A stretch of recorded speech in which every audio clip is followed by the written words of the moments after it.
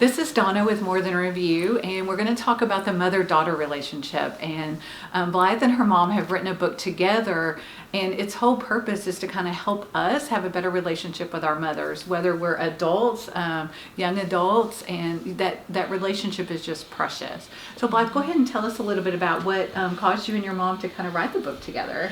So we were just seeing women whose relationships were becoming unraveled with their mother or daughter, and what that led to is just distance within the family, and those individuals, whether a daughter or a mother, just weren't functioning properly. They were walking around wounded and hurting.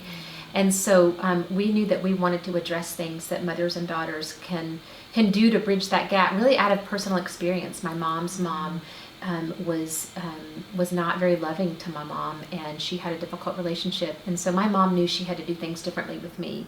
And so our book contains stories of things that we have learned, both from being daughters and being mothers, and then the mistakes that we've made and how we have built a closer relationship. It takes work, it really does, but it's never impossible. It's never too late. Some people will say, well, gosh, is there a point in which I'll never have that relationship? And we just say that all you can do is your part, and all you can do is to try. And even if that person, let's just say that person is no longer in your life for some reason, there's a way that you can still receive the healing that you need to receive in your heart from God by writing out some of these things. We have some prayers in the book, but we have a way for you to write out what you wish you could tell your mother or your daughter. And that brings a lot of healing and closure. Yeah. And a lot of times it is communication, sometimes misunderstood. So what is one tip that you would give people, like maybe to kind of start that mending? I think one thing to do to start would be to ask others to pray with you and pray for you as you cover your relationship with your mom or daughter in prayer. Having a team around you that's willing to enter into that with you. One other way that I think is so important is to, as you bring God into this, to be able to tell your mother or daughter that, through God's help, I want to have a closer relationship with you. And what do you think we need to do to make things better? So it's acknowledging that you want to have a closer relationship, and you're asking that other person, what do you see from me? What would you like to see from me? And some people think, well, gosh, I would love to tell them what I think. You will get your chance, but you want to start there and let them talk before you just open up and just start giving all of everything that you are thinking about. It's a good way to slow down our brain, even before we would say something that we would regret later. It's a good idea to ask the other person first while you're thinking of how you would want to respond to that. So that is good. We've all done that. Where do you think mothers and daughters get it wrong in the conflict? I think mothers and daughters get it wrong because we are really very opinionated as women, and we often want to be right. We want to get things done the way we see them. And we have a chapter in the book that's called drawing closer together, and it's about, are you wanting to be right, or are you wanting to have the relationship? So we want to put the relationship ahead of being right. And so that looks like practically saying, we may disagree on this topic, or you may not see the things that I see, but the relationship is more important than being right. And so we have some practical ways of helping women walk through that. Yeah. And, not to get into politics at all, I don't do that, but I've seen that in relationships where something as simple as politics, or maybe not simple, but is insignificant that you let come between a family member. You don't How are you going to raise kids? How often are you going to see each other? Yeah, no, that is. And you mentioned the book, so I do want to show the book. It's a great book, and she mentioned it's very practical, so there's questions, and things for you to kind of think through, and practical. So we talked about practical tips, and I noticed in here that it mentions that you have conversation starter. So give us an example of a conversation starter. So a conversation starter we have different situations in the book where we try and guide you and give you some language to whatever situation that you're in. One example is where a mother and a daughter has had some distance, and you're coming back together for the first time perhaps, and it's to say, basically you would start off by saying, I want to be closer to you. Where we have probably not agreed is this point here. How would I be able to help you? How would I be able to help you see my heart for you? Because I want to have a closer relationship with you. So that's one.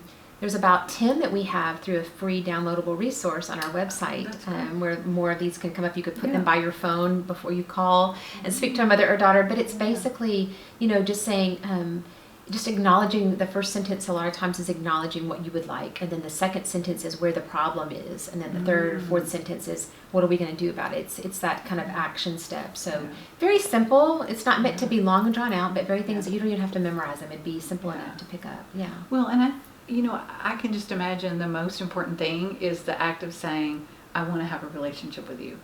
We can overcome whatever this is. So I think that's great. Will you share what your website is so that people can go on there? So. Yes, so our website is ourmendedhearts.com. And that's where you can get some resources such as those conversation starters. There's about 10 on a file there for you. Okay. And we will share the link to that in the blog post. So you'll be able to see that down below. So I noticed too the book has scripture, prayer, and then practical application. So kind of what led you to be able to kind of put all three of those in there together? We really feel like scripture is such a good thing to pray over your mother or daughter, even when words don't suffice. And so we have a lot of scriptures in there to pray over your heart and over her heart. The practical application at the end of each chapter is just some further thoughts for you to think through. Sometimes it's journaling, sometimes it's actually creating a craft. We have one part of the book is really called making it personal at the end of every chapter. And one thing that we have in there is to craft a sign that you would want to make as a mantle over your relationship with your mom. You can put it in your office or in your bedroom, but it's just a word that you would adopt is how you want to see your relationship with your mom. So there's some just things that we ask you to think about, and then things that we would ask you to go out and do as just a sign of, I'm going to make things different. I'm going to do things differently in the future.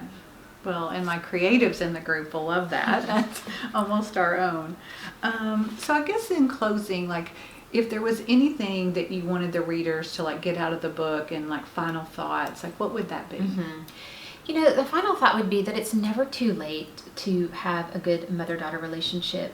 We encourage women, whether there's been a lot of miscommunication or a long time of being really not having a good relationship and you've been apart, don't feel like this isn't for you, because we've seen moms and daughters reconcile after years of disagreements. And so what we want to offer in this book is just the helps to get you started on that path, and we take you further and further into the journey. We have some very practical, just top chapter topics that look at how to ask for forgiveness and how to seek it and when they don't offer it. And then words that can bring you back together. And then just resisting the C's. We want to resist changing and controlling our mother or daughter. So one of the final chapters is restoring your heart. So how do you do that if you don't have a mother or daughter in your life anymore? You can always be restored to God, and that's what that chapter is about. Wow. So we hope it's full of a lot of practical tips as well as encouragement. So I know I said that was the final question, but I have another one. So because the book has been out, so are you already hearing feedback from mothers and daughters after having read it? We are. Our book has been out for about 4 months, and we have heard from women that they have used these conversation starters, and it's made a big difference in their communication to get them started. Because when two people are very private in their thoughts and they're independent, there's got to be someone who yields to the other. And so being the one who initiates these conversations, it does produce change, and it really does help family relationships. We're really excited to hear women tell us, and even it's been applied to some fathers and sons as well. So, written for mothers and daughters, but certainly these principles and these tips can be applied to fathers and sons and other family members. That's a great point, to pull out, is that the points are still the practical application can still work. Yeah. Thank you so much. Thank you so much. We will we'll have links to the book and how you can get it, and to their website, because I know those conversation starters are part of the key and you'll want to get those. Thanks for joining us. Thank you.